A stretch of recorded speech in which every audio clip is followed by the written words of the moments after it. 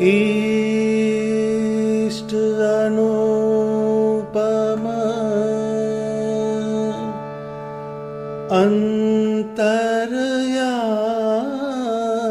અંતર્યામી પ્રગટ રૂપ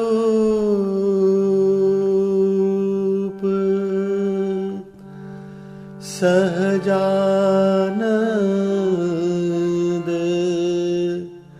સ્વામી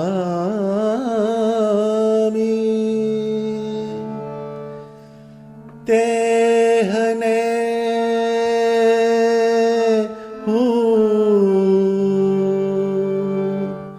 વંદુ વારંવાર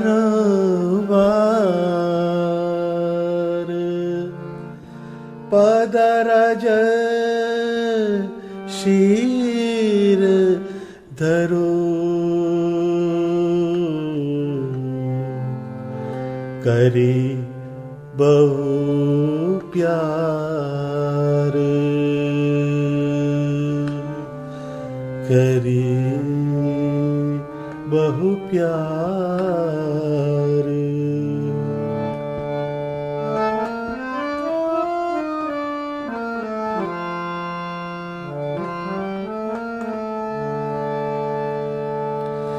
ચરણ રજ શિર પર ધરી ઉર રાખી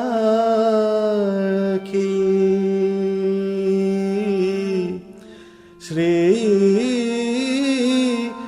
ઘનશ્યામ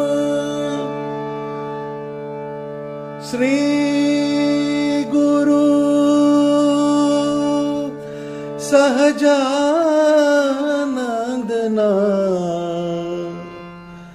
ગુણ ગાવો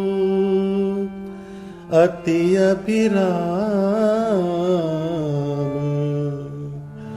ગુણ ગાવો અતિ અભિરામ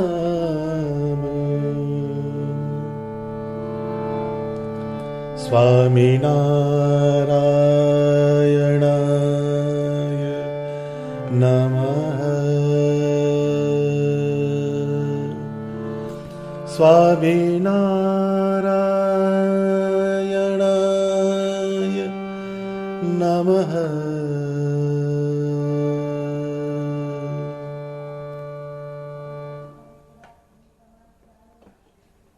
શ્રીજી મહારાજના સૌ હરિભક્તોને મારા જય સ્વામિનારાયણ.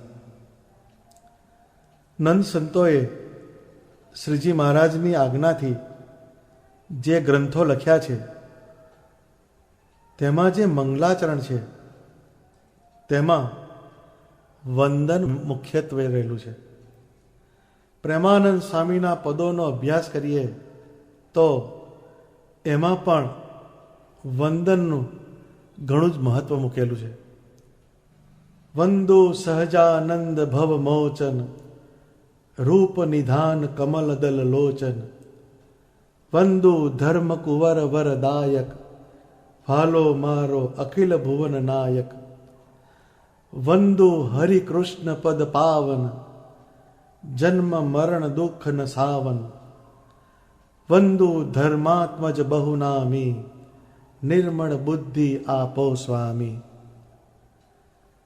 આમ વંદુ એ શબ્દનો વારંવાર ઉપયોગ થયેલો છે.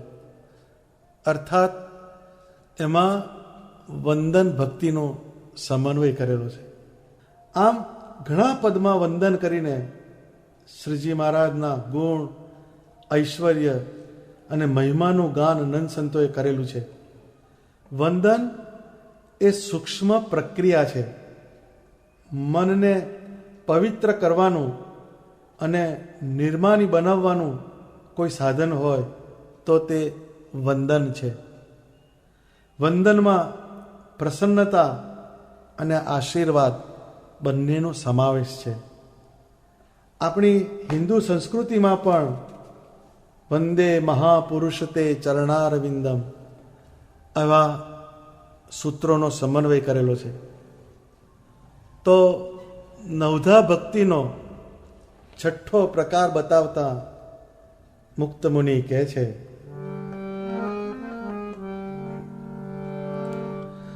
મુક્ત કહે વંદન વિધિ, મુક્ત કહે વંદન વિધિ, શ્રુતિ કહે ઉભય પ્રકાર, તન સે નમત પ્રભુ પ્રગટ કો, મન સે હૃદય મોઝાર, મન સે હૃદય મોઝાર.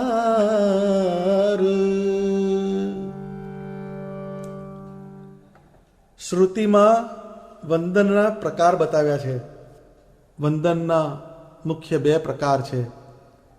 એક શરીરથી વંદન થાય અને બે મનથી હૃદયમાં ભગવાનની મૂર્તિને વંદન કરાય. સામાન્ય રીતે વંદન કરવાની પ્રક્રિયા પણ 3 પ્રકારની હોય છે. એમાં સાષ્ટાંગ દંડવત પ્રણામ, પંચાંગ દંડવત પ્રણામ અને હાથ જોડીને મસ્તક નમાવીને વંદન કરાય છે. શ્રીજી મહારાજે શિક્ષાપત્રીમાં ચાતુર્માસને વિશે વિશેષ નિયમ ધારણ કરવાના નિયમ બતાવ્યા છે. તેમાં સાષ્ટાંગ દંડવત પ્રણામનો સમાવેશ થાય છે. સાષ્ટાંગ પ્રણામ પુરુષ આશ્રિતો માટે છે અને પંચાંગ પ્રણામ સ્ત્રી આશ્રિતો માટે છે. અને ત્રીજા પ્રણામ સામાન્ય બધાને માટે. સાષ્ટાંગ પ્રણામમાં હાથ, પગ, ઢીંચણ, છાતી, વાણી, દ્રષ્ટિ, મસ્તક અને મનનો સમાવેશ થાય છે. જ્યારે આપણે શ્રીજી મહારાજની મૂર્તિને દંડવત કરીએ છીએ ત્યારે આપણી સામે શ્રીજી મહારાજ અભયદાનની મુદ્રામાં ઊભા છે અને આપણે આગળ જણાવ્યા મુજબ 8 અંગો સહિત ભગવાનના ચરણારવિંદમાં પ્રણામ કરતા હોય તેવી રીતે જમીન ઉપર સમાંતર શરીર રાખીને જમણો હાથ ભગવાનના જમણા ચરણ બાજુ અને ડાબો હાથ ભગવાનના ડાબા ચરણ બાજુ પગે લાગતો હોય તેવી રીતે ગોઠવવા. આપણા હાથ, પગ, ઢીંચણ, છાતી, કપાળ પૃથ્વીને અડેલા હોય અને દ્રષ્ટિને મૂર્તિમાં સ્થિર કરીને પછીથી દંડવત કરવા. મુખેથી ભગવાન સ્વામિનારાયણની સ્તુતિ કરવી અને મનને સ્વામિનારાયણ ભગવાનની મૂર્તિમાં સ્થિર કરવું. જ્યારે આપણે મુખેથી ભગવાનની સ્તુતિ કરતા હોઈએ ત્યારે ભગવાન પાસે એક એવી વસ્તુ માગવી કે હે મહારાજ, મારા જીવમાંથી દેહમાં જે અહમભાવ છે અને દેહના સંબંધીમાં જે મમત્વ ભાવ રહેલો છે એને નિર્મૂળ કરો અને સદા મને તમારા ભક્તનો સમાગમ દેજો. આવી એક સ્તુતિ ભગવાનને કરવાની હોય છે.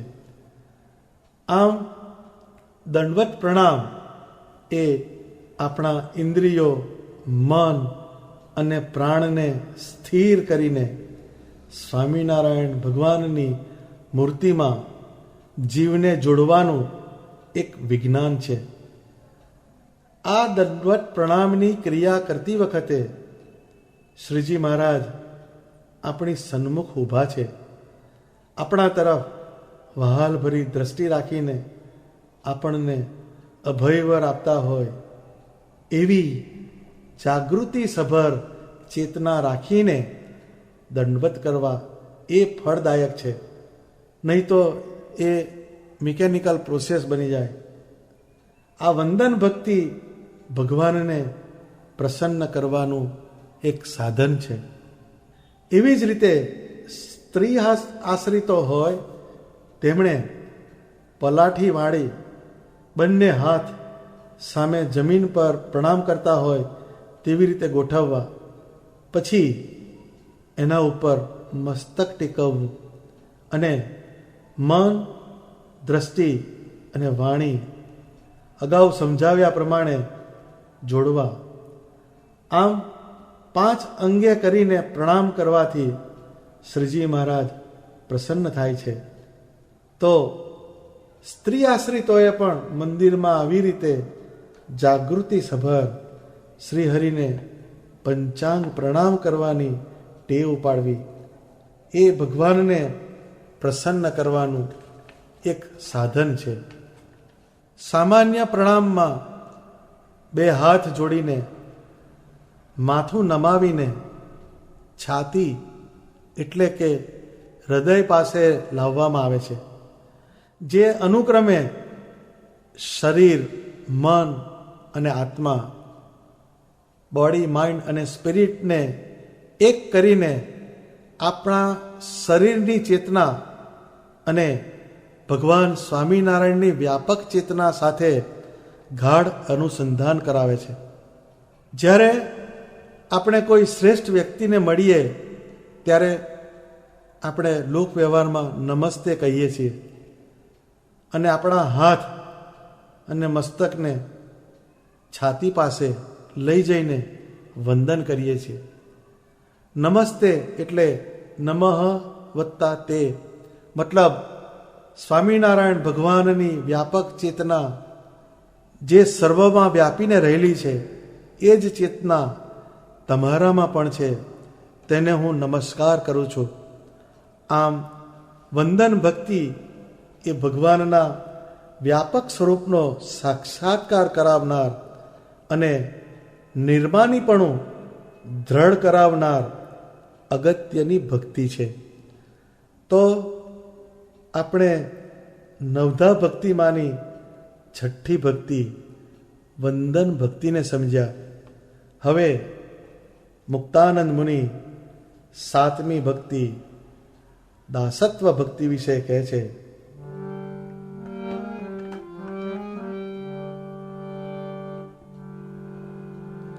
પ્રેમ સહિત કર જોરી કે, પ્રેમ સહિત કર જોરી કે, હરિ કે રહત હજૂર, મુક્ત કહે સો દાસ સે, રહત મોહ દલ દૂર, રહત મોહ દલ દૂર.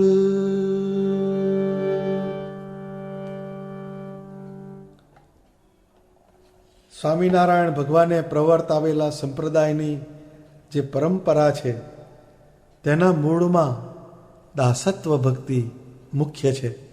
શ્રીજી મહારાજની નિષ્કામ ભાવથી દાસત્વ ભાવે સેવા કરનાર ઘણા હતા.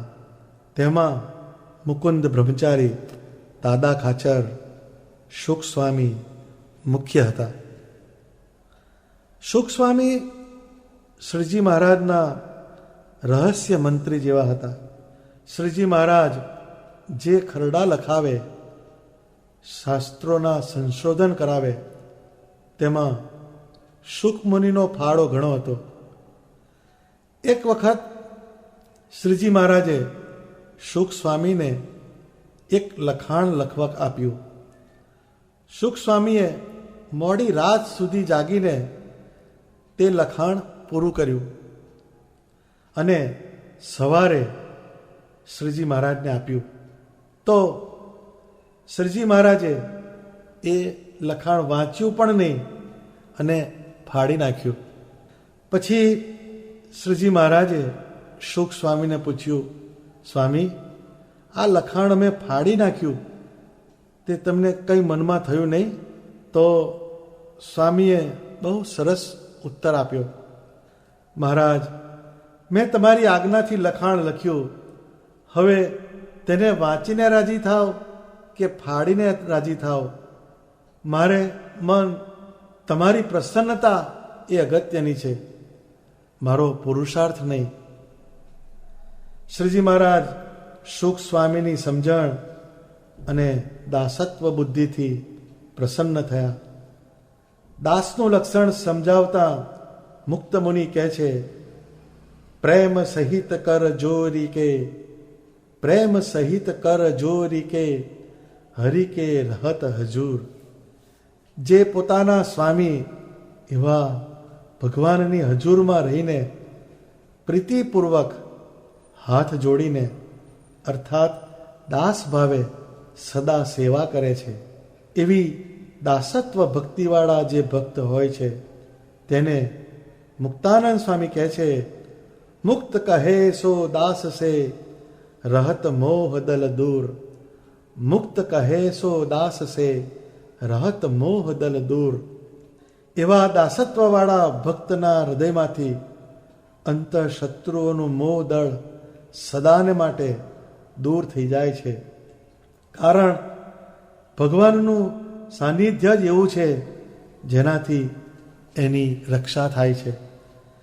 આ દાસત્વની ભાવના શુક સ્વામીમાં કેટલી સ્થિર અને પ્રગાઢ થયેલી હતી કે એક વખત શુક સ્વામી બહુ જ માદા થયા હતા. તેમને સખત તાવ આવતો હોવાથી શરીરે તેઓ ખૂબ જ અશક્ત થઈ ગયા હતા. તેમનાથી ચાલી શકાય તેમ પણ ન હતું. પરંતુ શ્રીજી મહારાજે એક સંતને બોલાવ્યા અને તેમને શુક સ્વામી પાસે મોકલ્યા અને કહ્યું, સ્વામી, મહારાજ તમને સંભાળે છે, કંઈક લખવાનું છે.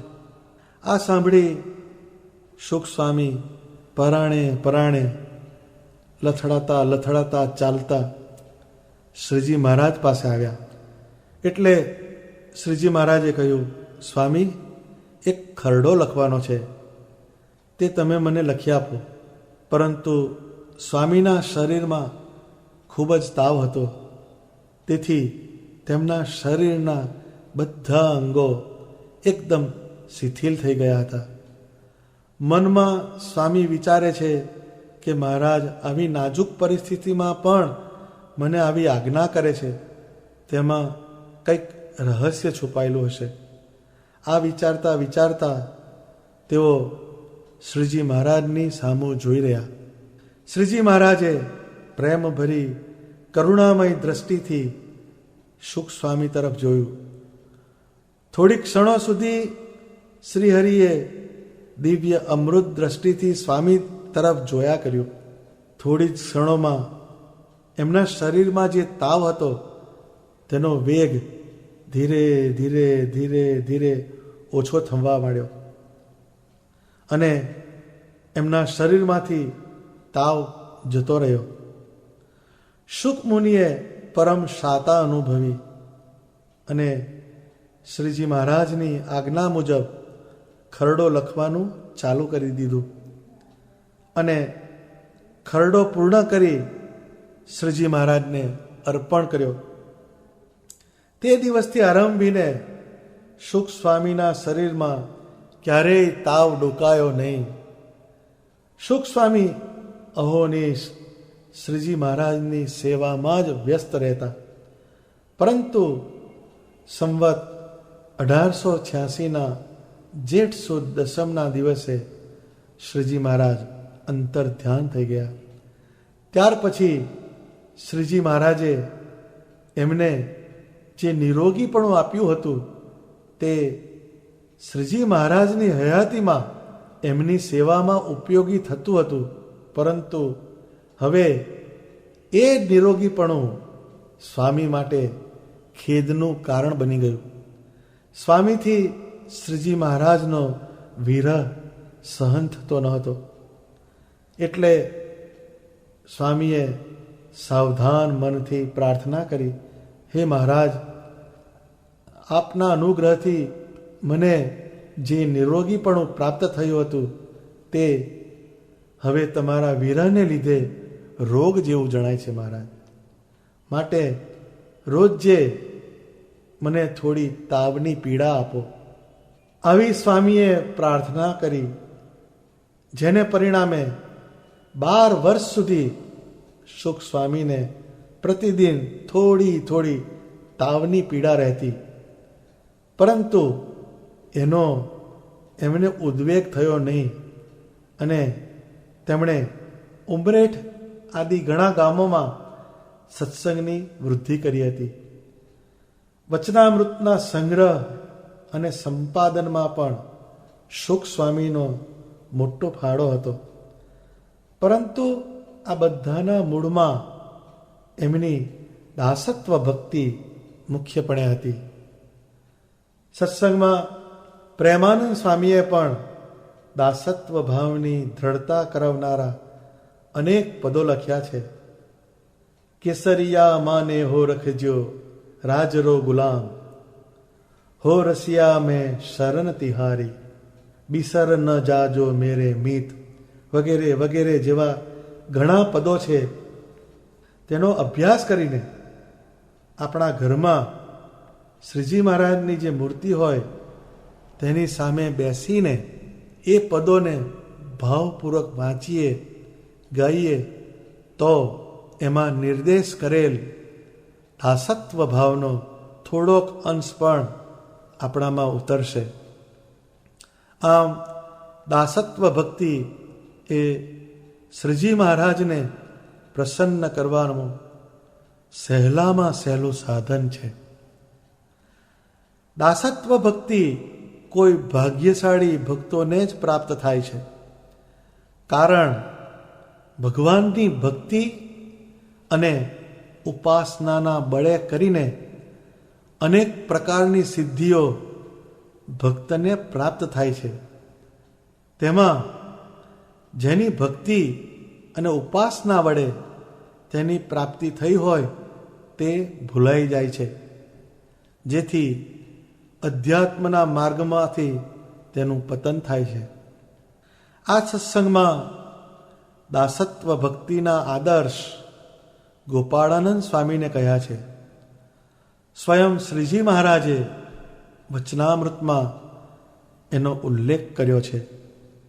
ગોપાળાનંદ સ્વામીએ અષ્ટાંગ યોગ સાધ્યો હતો. સ્વામિનારાયણ ભગવાનની કૃપાથી એમનામાં અપાર ઐશ્વર્ય હતું, છતાં એમનું અનુસંધાન એમને ઐશ્વર્યના આપનારા શ્રીજી મહારાજમાં જ રહેતું. તેઓ ક્યારેય શ્રીહરિ એવું ન બોલતા, પરંતુ શ્રીહરિજી એમ કહેતા. નામનો ઉલ્લેખ પણ એવા માનવાચક ભાવથી કરતા. આટલી જાગૃતિ શ્રીહરિના નામના સંબોધનમાં પણ ત્યારે જ રહે કે જ્યારે શ્રીજી મહારાજ પ્રત્યેનું દાસત્વ જેમના રોમે રોમમાં વણાઈ ગયું હોય. જ્યારે આપણે આપણું મન કહે, બુદ્ધિ કહે તેમ ન કરીએ અને શ્રીજી મહારાજની શિક્ષાપત્રી પ્રમાણે આપણું જીવન જીવવાનો પ્રયત્ન કરીએ, ત્યારે જ જીવનમાં સાચું દાસત્વ આવે છે. આ દાસત્વ કેવું હોય તે બ્રહ્માનંદ સ્વામી કહે છે.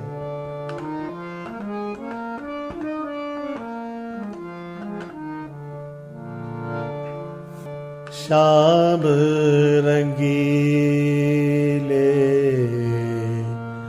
સાવરે,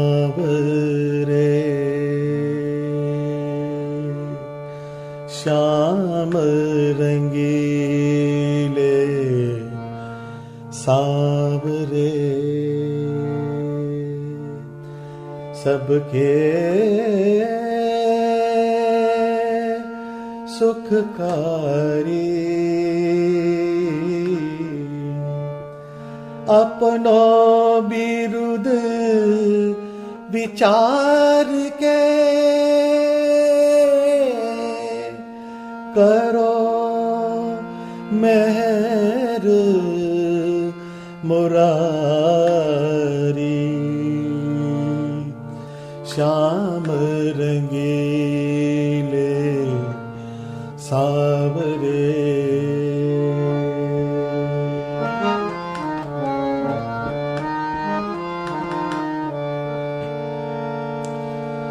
अर्जीदास गरीब की,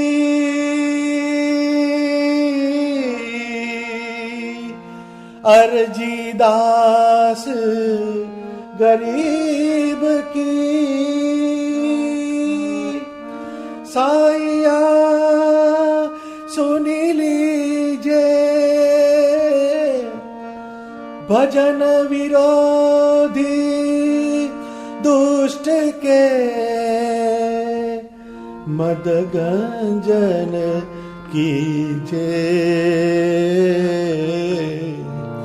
श्याम रंगीले सावरे।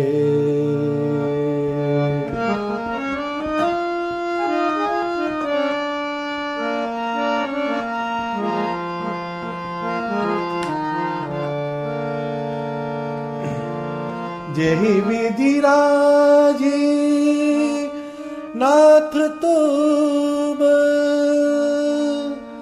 तेहि विधि हमरा जी, जेहि विधि राजी नाथ तुम, तेहि विधि हमरा जी,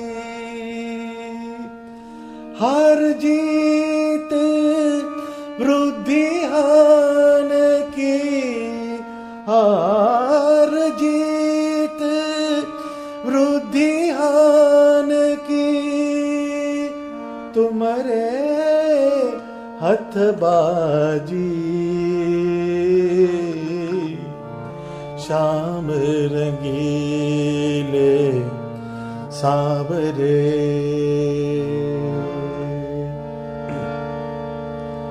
ब्रह्मानंद कहे नाथ जी, कीजे दुख दूरा, ब्रह्मानंद कहे नाथ जी, कीजे दुख दूरा, मूर्ति मनोहर रैन दीन, मूर्ति मनोहर रैन दीन, रहो नैन हजूरा,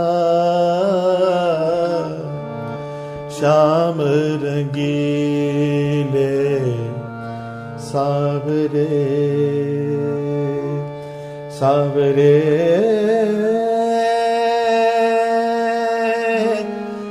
सावरे, सावरे,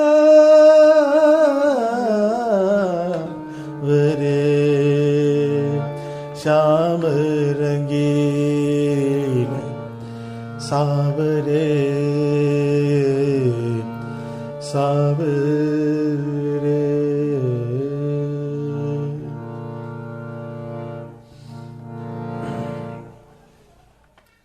બ્રહ્માનંદ સ્વામીએ બતાવેલું અવદાસત્વ જ્યારે આપણને આવે ત્યારે ભજનમાં અંતરાય કરતા દુર્ગુણો અને સ્વભાવો દૂર થાય છે.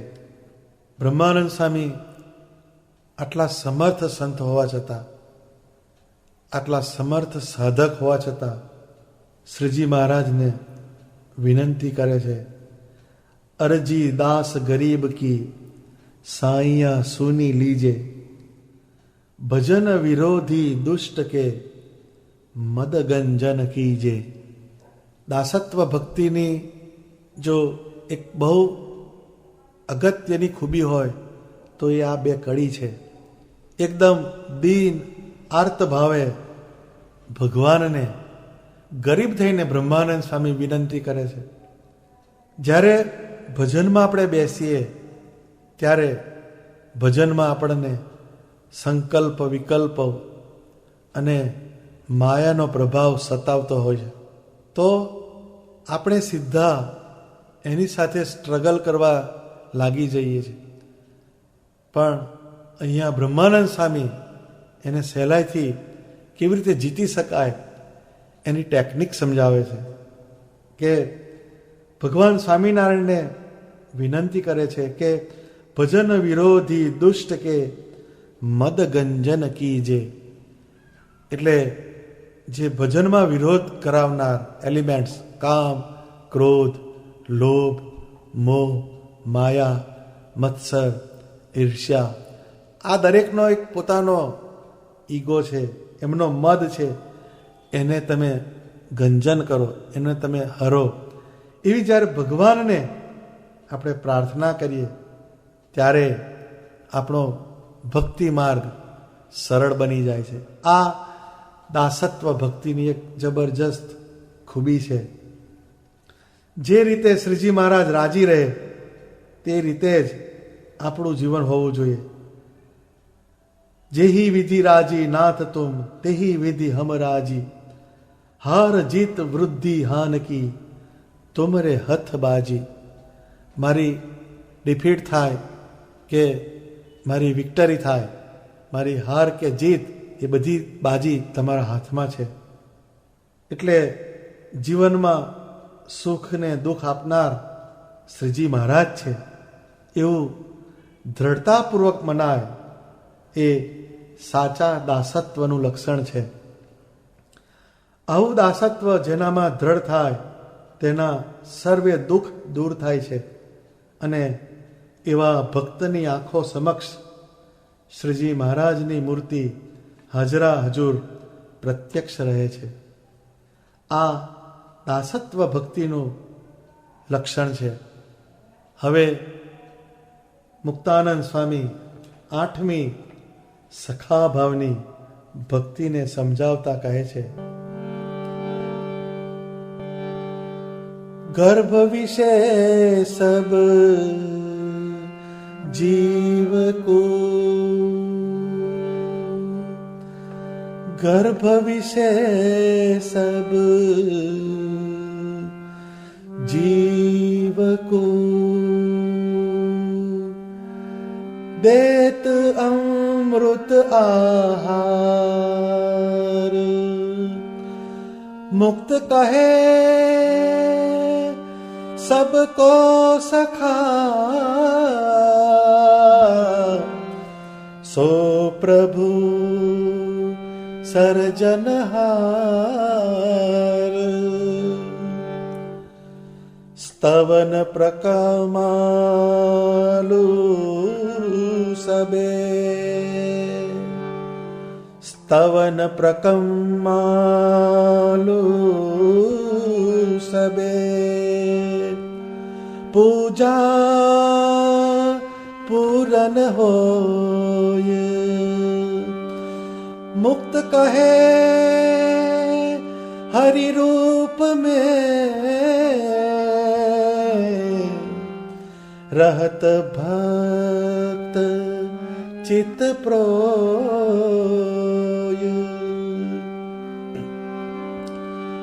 यो हरि को साचे सखा, जब जानत है जंत, मुक्त शाखापन भक्ति से उर्धारत भगवंत उर्धारत भगवंत।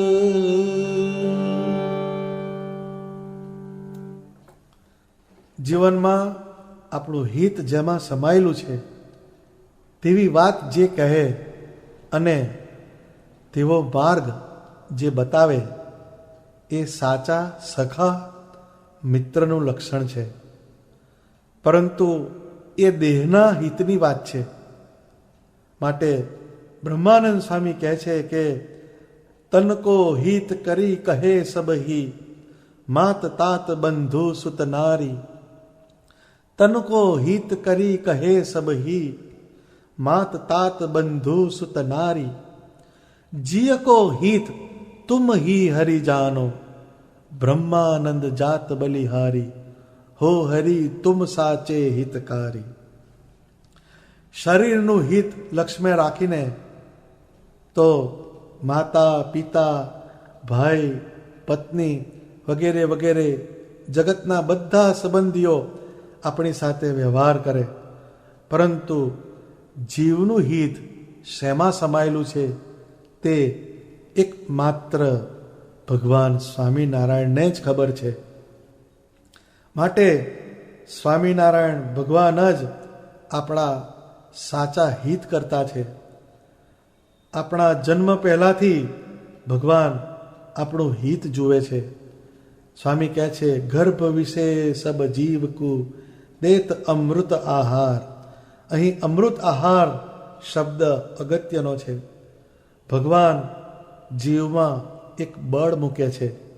માટે જ્યારે જીવ જન્મે છે ત્યારે પરમાત્માના અંશની જેમ એક શક્તિના સંચયથી જન્મે છે. પરંતુ પછીથી જગતના વિષયમાં એની શક્તિ ખર્ચાઈ જવાથી એનામાં માયાનો પ્રભાવ દાખલ થાય છે અને જીવ નિસ્તેજ થતો જાય છે. પરંતુ સર્જનહાર ભગવાન સ્વામિનારાયણે ગર્ભવાસમાં પણ આપણી માવજત કરી છે. એમનો આપણા ઉપર અનુગ્રહ છે. માટે એવા સ્વામિનારાયણ ભગવાનની સ્તુતિ પ્રાર્થના હૃદયપૂર્વક કરીને એમને પ્રસન્ન કરવા, એમની મૂર્તિને પ્રદક્ષિણા કરીને તેમના તરફ ઋણ અદા કરવાની ઉત્કૃષ્ટ ભાવનાથી તેમની સર્વ પ્રકારે પૂજા કરીને ચિત્તની વૃત્તિ શ્રીજી મહારાજની મૂર્તિમાં સ્થિર કરવી એ સખા ભક્તિનું આદર્શ લક્ષણ છે. આવી રીતનો સખાભાવ સાચા અર્થમાં સમજાઈ જાય અને એ સખાભાવની ભાવના રાખીને જે જીવ સ્વામિનારાયણ ભગવાનનું ભજન કરે છે તેના ઉરમાં સ્વામિનારાયણ ભગવાનનો નિવાસ થાય છે. સંપ્રદાયમાં શ્રીજી મહારાજના સાચા સખાનું સ્થાન પામનાર બ્રહ્માનંદ સ્વામી હતા. મુક્ત મુનિ કહે છે તેમ ગર્ભ વિશે સબ જીવકુ દેત અમૃત આહાર. બ્રહ્મમુનિ માતા લાલુબા દેવીના ગર્ભમાં હતા ત્યારે રામાનંદ સ્વામી એમને ત્યાં પધાર્યા હતા અને એમણે કહેલું કે લાલુબા દેવીના ગર્ભમાં જે દિવ્ય બાળક છે તે સદ્ધર્મ સ્થાપનમાં સહાયક બનશે. આ સખા ભક્તિના પ્રથમ ચરણનો જીવંત પુરાવો છે. બ્રહ્મમુનિએ આ જીવન શ્રીજી મહારાજ વિશે કીર્તનો લખ્યા, ગ્રંથો લખ્યા અને શ્રીજી મહારાજની અનુવૃત્તિમાં જ રહ્યા. શ્રીજી મહારાજ બ્રહ્મમુનિને એટલું વહાલ કરતા કે પંક્તિમાં જ્યારે શ્રીહરિ પીરસે અને બ્રહ્મમુનિ જમવાની આનાકાની કરે તો શ્રીજી મહારાજ તેમના માથે માલપુઆ મૂકતા અને માથા ઉપર દૂધપાક રેડતા. એ દૂધપાક ખોબા વડે બ્રહ્મમુનિ જમતા. દુનિયાના ઇતિહાસમાં આવી વિરલ ઘટના સાંભળવા કે જોવા મળવી અશક્ય છે. આવી હતી સખાભાવની ગરિમા.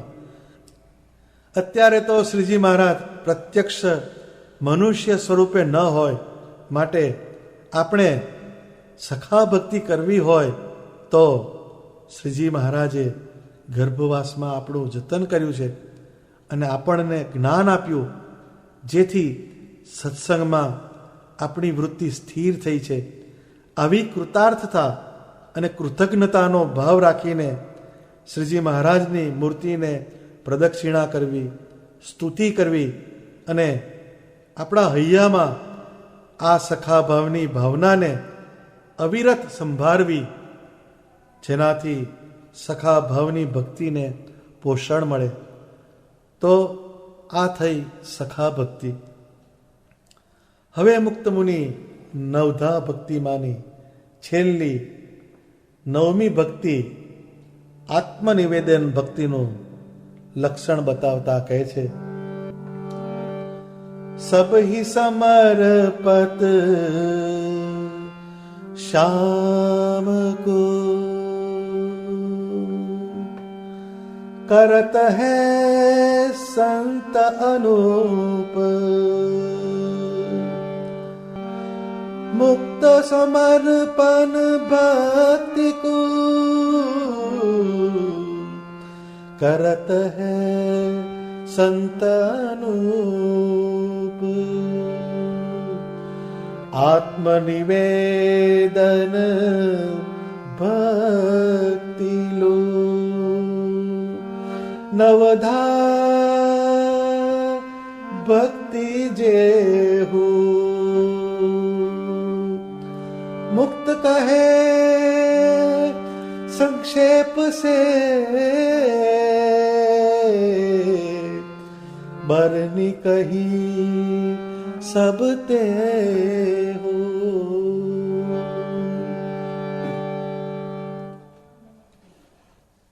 નવધા ભક્તિના 9 પ્રકારમાં આત્મનિવેદન ભક્તિ એ ભક્તિ માર્ગનો ક્લાઇમેક્સ છે, અર્થાત ભક્તિ માર્ગની ઉત્કૃષ્ટ પરાકાષ્ઠા છે.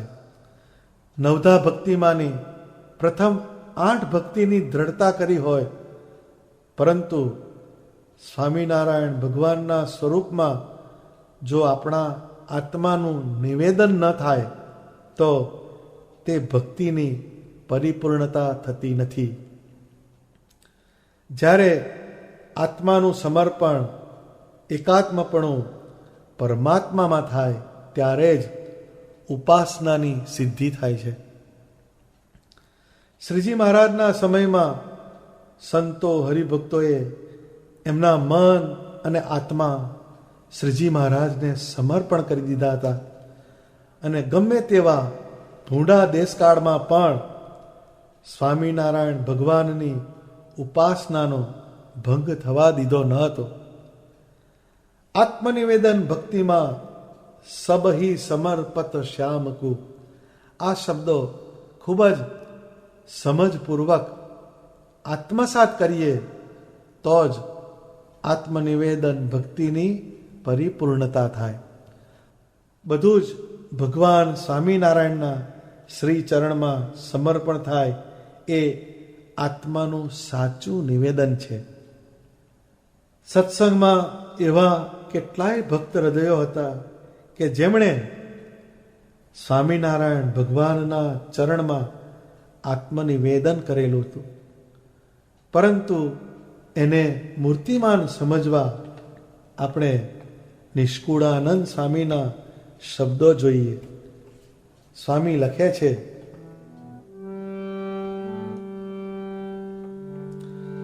પણ જીયા લગી પ્રાણ રહેશે, જીભા સ્વામી સહજાનંદ કહેશે, તે વિના કહું બીજું કેમ, પડિયાટી અંતરમાં કાન નહીં સુણે બીજો ઉચ્ચાર,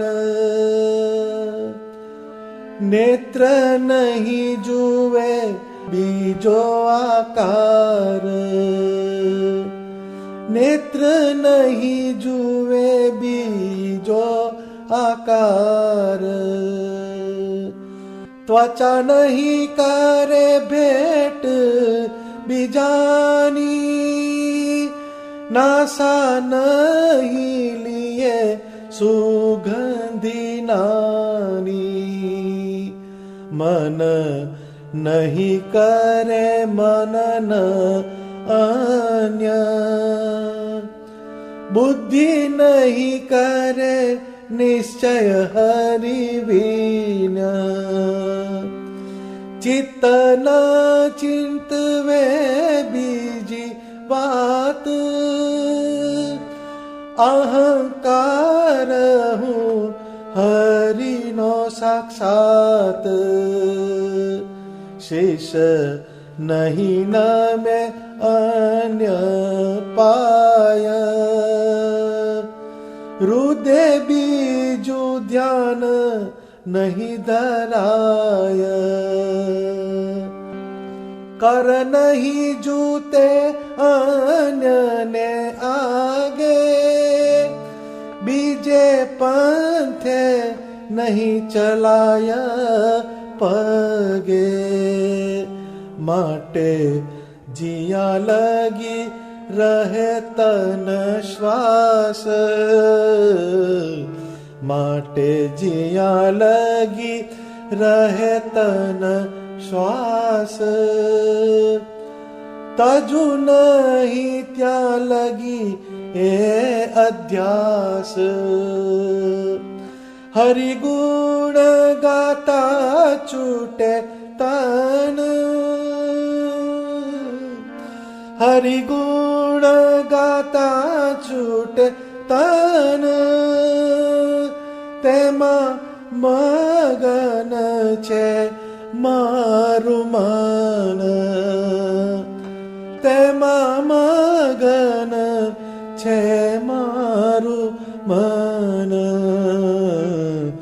પણ જ્યાં લગી પ્રાણ રહેશે, જીભા સ્વામી સહજાનંદ કહેશે, જીભા સ્વામી સહજાનંદ કહેશે.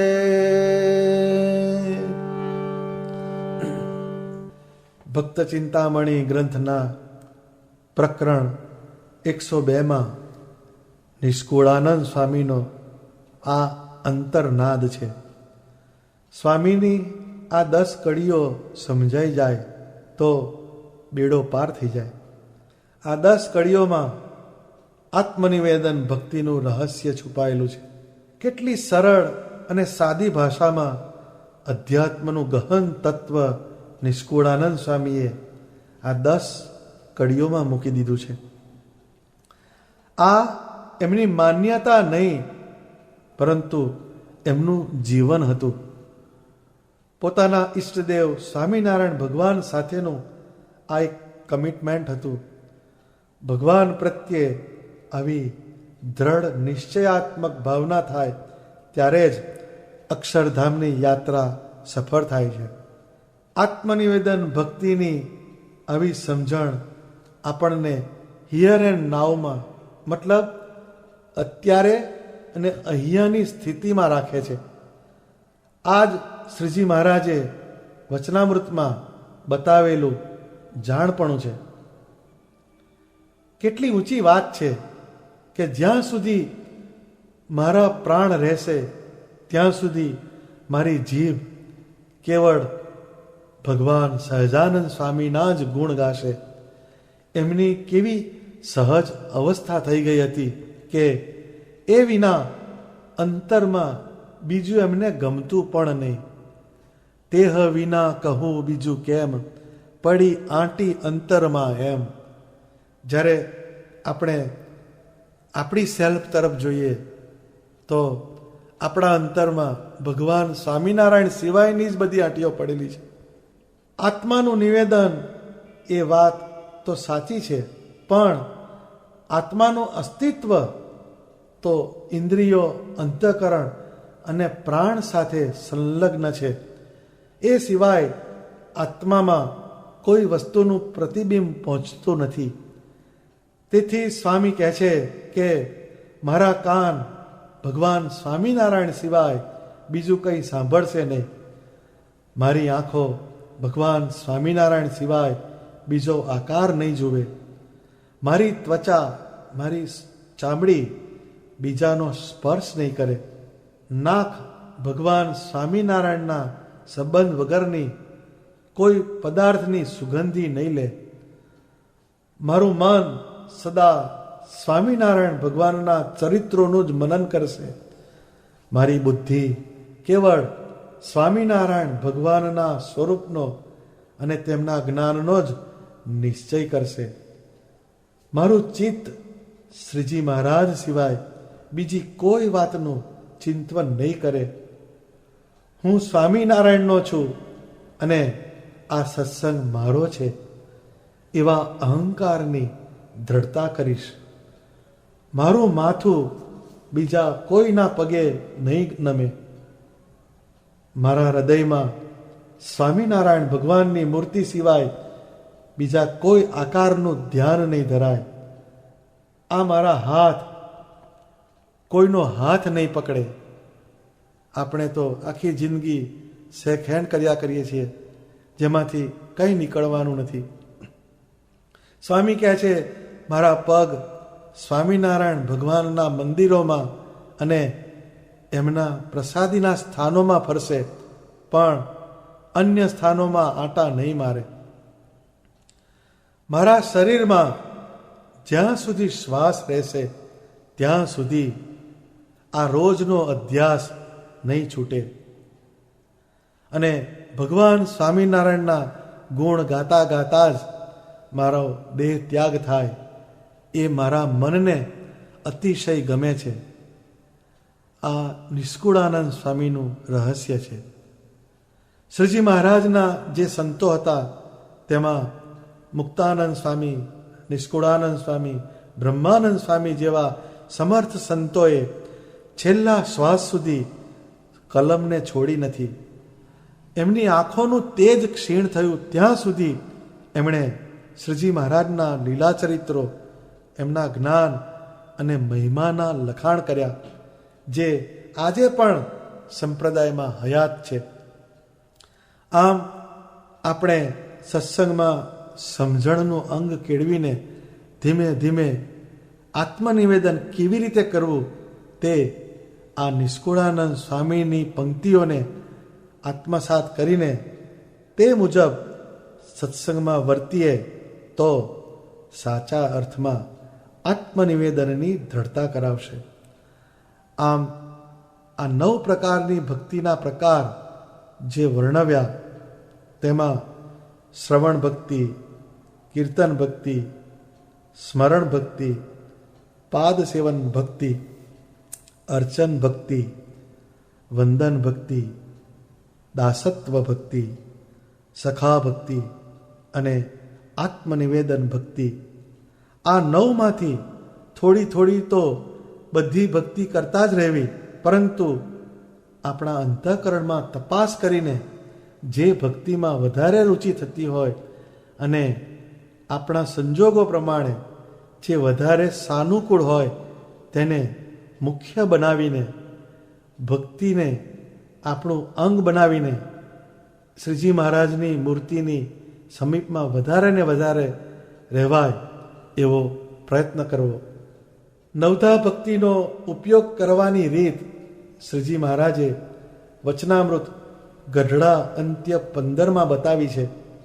શ્રીજી મહારાજ એ વચનામૃતમાં કહે છે કે શૂરવીર પુરુષ હોય, તે સંગ્રામમાં ગયો હોય, તેને ઘણા ઘાવ વાગ્યા હોય અને એ ઘાયલ થઈને પાછો ખાટલામાં સૂવે, પછી એને જ્યાં સુધી પાટો ગોઠે નહીં ત્યાં સુધી ઘાની વેદના ટળે નહીં અને નિદ્રા પણ આવે નહીં, તેમ ભૂંડા દેશ, કાળ, સંગ અને ક્રિયા તેને યોગ્ય કરીને જીવને પંચ વિષયના જે ઘાવ લાગ્યા છે તે જ્યારે નવધા ભક્તિ માયેલી જે ભક્તિ તે કરતા થકા એ પંચ વિષયના ઘાની પીડા ન રહે ને પંચ વિષયનું સ્મરણ ન થાય અને ભગવાનની માનસી પૂજા કરવા બેસે,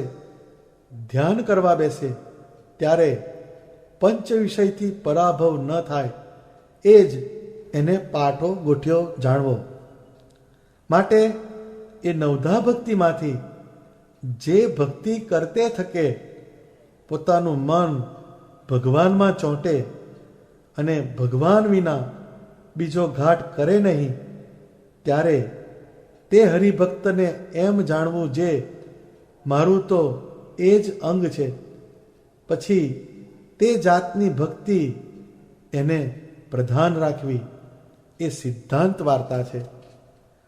તો આપણે જાગ્યા ત્યાંથી સવાર માનીને આ જે નવધા ભક્તિના 3 વ્યાખ્યાનો આપ્યા એમાંથી જે ભક્તિ આપણને વધારે સાનુકૂળ થતી હોય તેને ધ્યાનમાં રાખીને તે ભક્તિ વધારતા જવી, જેનાથી આપણા જીવમાં એનું બળ વધે અને એને પરિણામે શ્રીજી મહારાજની વધારે ને વધારે નજીક રહેવાય અને અંતરમાં સુખ અને આનંદનો અનુભવ થયા કરે અને ભક્તિ ભારરૂપ ના બને, પરંતુ એ ભક્તિનું અંદરથી સેલિબ્રેશન આવે. આ જ સત્સંગની ફલશ્રુતિ છે. સહજાનંદ સ્વામી મહારાજની જય.